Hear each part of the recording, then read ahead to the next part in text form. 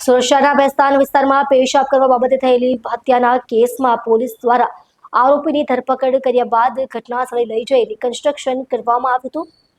Police દ્વારા આ કાર્યવાહી દરમિયાન સમગ્ર ઘટનાક્રમ ફરીથી સમજવાનો પ્રયાસ કરી વધુ પૂછપરછ હાથ ધરવામાં આવી છે. પ્રાપ્ત માહિતી મુજબ ભેસ્તાન વિસ્તારમાં નજીવી બાબતને લઈને થયેલા ઝઘડાએ ગંભીર સ્વરૂપ ધારણ કર્યું હતું. પેશાબ કરવા બાબતે થયેલી બોલાચાલી બાદ આરોપીએ ઘાતક હુમલો કરતા એક વ્યક્તિનું મોત નીપજ્યું હતું.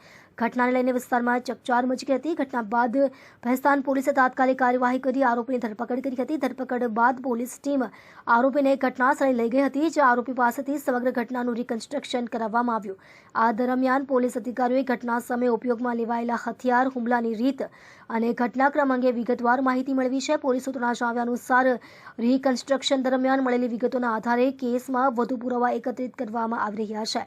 હાલ આરોપીને કસ્ટડીમાં રાખી વધુ પૂછપરછ કરવામાં આવી રહી છે. પોલીસે જણાવ્યું હતું કે કેસની તપાસ ગંભીરતાપૂર્વક ચાલી રહી છે અને તમામ પાસાઓની ચકાસણી કરવામાં આવશે.